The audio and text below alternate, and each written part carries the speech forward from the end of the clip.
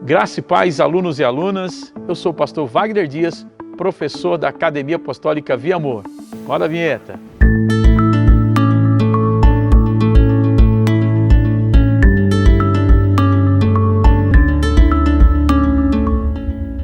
Estamos estudando o panorama do Antigo Testamento. Estudamos 1º e 2º Samuel.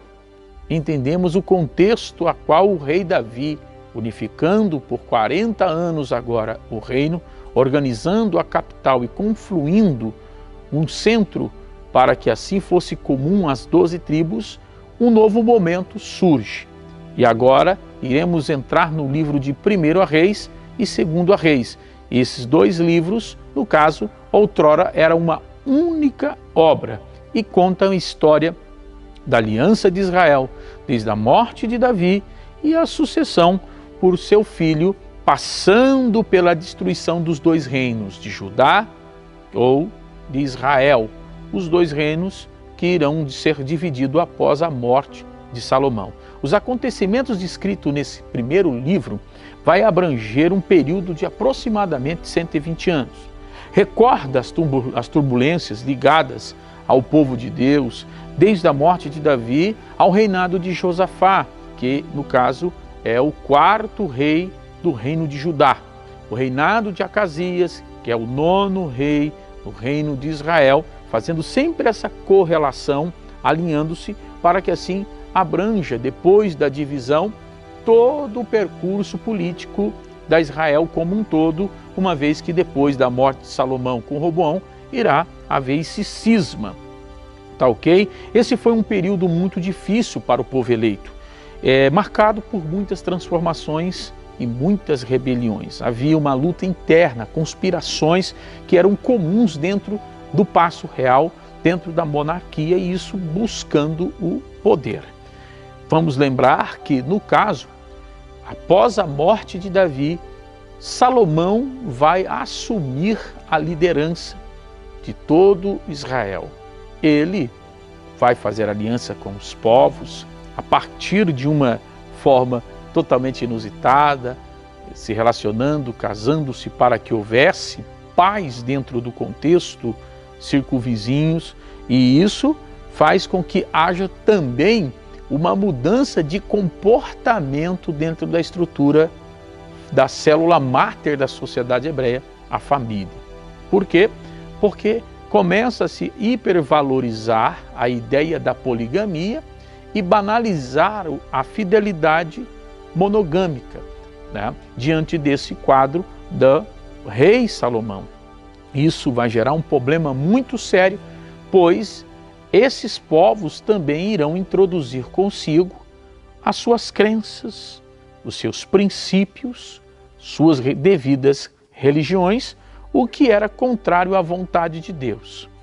Aqui nós temos, diante desse contexto do reinado de Salomão, talvez o apogeu econômico de Israel, pois Salomão vai construir o templo de uma forma totalmente magnífica, não é?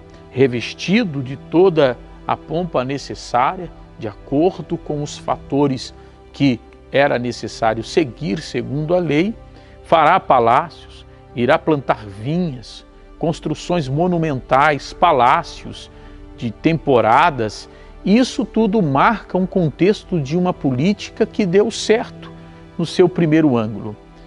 Porém, esse grande reinado, com toda essa estrutura, também teve suas deficiências. No caso, a própria comunicação com o modelo tributário, que vai gerar um problema com Roboão.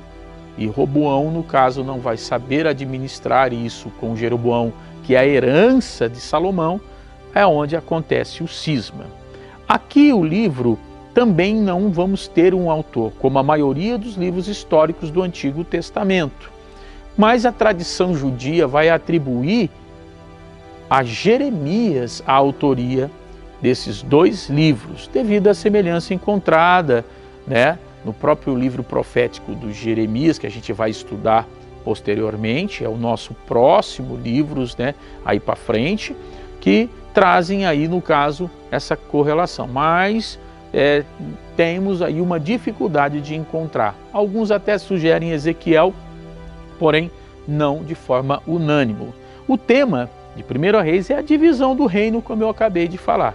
Em seu leito de morte, Davi havia até aconselhado a Salomão para que ele tivesse coragem, se esforçasse e fosse homem, para guardar os mandamentos do Senhor, para andar de acordo com a lei de Moisés.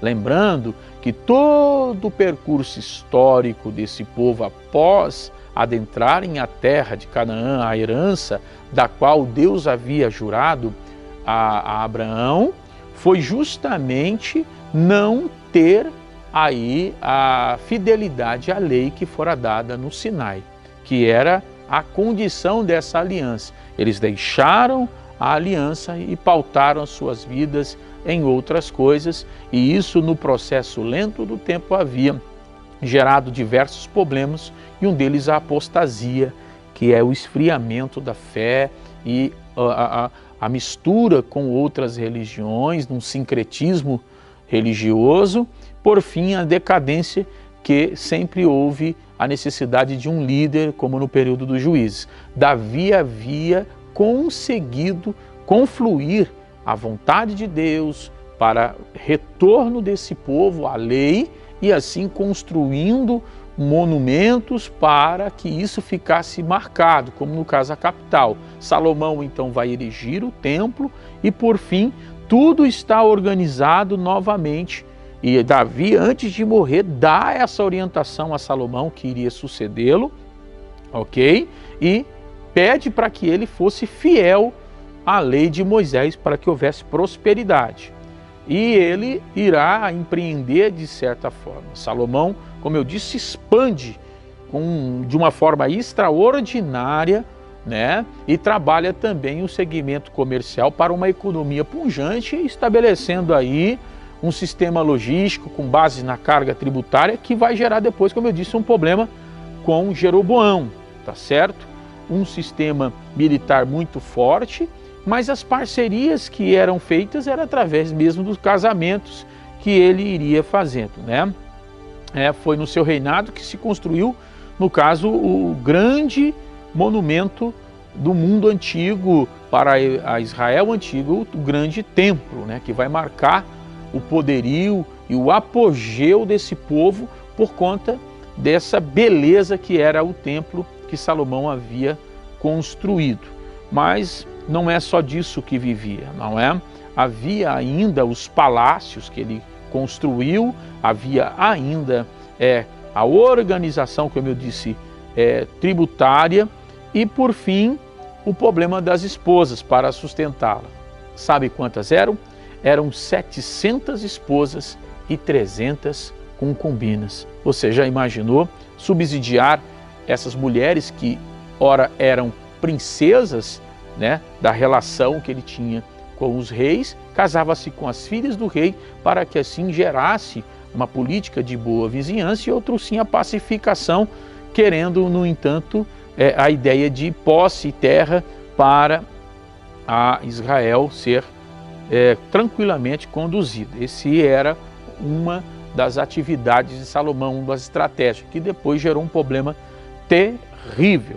Mas a nação estava unida por mais 40 anos. Lembrando, depois de Davi, Salomão que vai manter por 40 anos essa nação unida, totalizando entre Saul e Salomão 120 anos de reino unido. Após a morte de Salomão, quem vai assumir o trono é Roboão.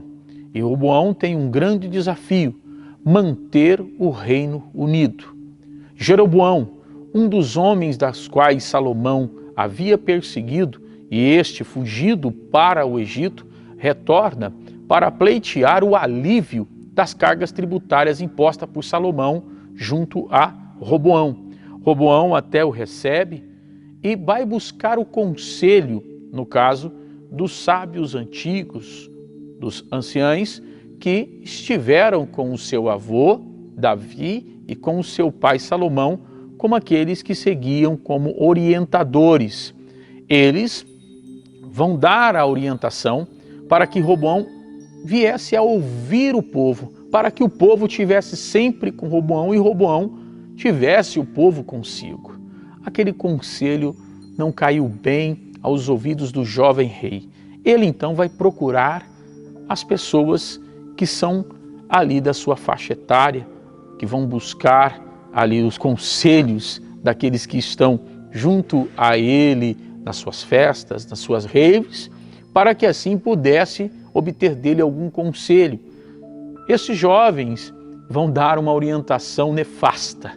No caso, vão dizer para Roboão castigar ainda mais aquele povo, e se com Salomão a coisa estava pesada, agora iria ficar muito mais. Então, Roboão se afeiçoou desse conselho e quando recebe novamente Jeroboão, ele transmite de forma rígida essa orientação, dizendo que não iria facilitar, iria aumentar muito mais e que agora o chicote seria com ferrão de escorpião. Olha só, que coisa terrível. Jeroboão então entende que é momento da ruptura e assim o fará, rompendo após muitos anos o reinado e partindo agora para uma nova fase que formará a Israel e Judá, Reino do Norte e Reino do Sul. Reino do Norte é Israel com as 11 tribos e um pedaço de Benjamim, e Reino do Sul que ficará com o templo, Jerusalém e a tribo de Judá, aonde está a tribo de Judá e um outro pedaço da tribo de Benjamim. E você sabe o que ensinou o meigo nazareno: todo reino dividido não subsiste. E assim estamos com a história apontando para o declínio do povo hebreu, da nação israelita. A esfera de ação ocorre desde a morte de Davi até o reinado de Jorão sobre Israel, cobrindo um período de 120 anos. Jesus Cristo, nesse livro, é apresentado como o doador da sabedoria. As pessoas-chave são Davi, Salomão, Roboão, Jeroboão, Elias, Acabe e Jezabel. A estrutura do livro tem o seguinte formato no seu esboço: Reino Unido, estabelecimento de Salomão, consagração de Salomão, o erro de Salomão como rei, reino dividido, a revolta do reino de Jeroboão em Israel, o reinado de Roboão em Judá, filho, no caso de Salomão, o reinado de Abdias em Judá, o reinado de Asa em Judá, porque agora começa a sucessão de reis, e assim todos aqueles que estão assumindo debaixo de muita trama palaciana. Você vai ler esse livro, você vai perceber isso. Então começa a sucessão rápida desses reis. O reinado de Nadab, o reinado de Baasa, o reinado de Elá, o reinado de Zinri, de Onri, o reinado de Acabe, de Josafá, de Acasias em Israel. Então você percebe que a estrutura desse livro se apoia justamente em contar de forma um pouco mais sucinta como se deu esses reinados após a morte de Salomão, a divisão em Roboão entre Roboão e Jeroboão, o cisma que houve no Reino do Norte e Reino do Sul. Tá ok? Então o livro termina com essa estrutura e é disso que a gente inclusive vai tratar depois na nossa próxima aula. Quarta-feira, às 8 horas, iremos estudar 2 Reis. Eu te espero lá.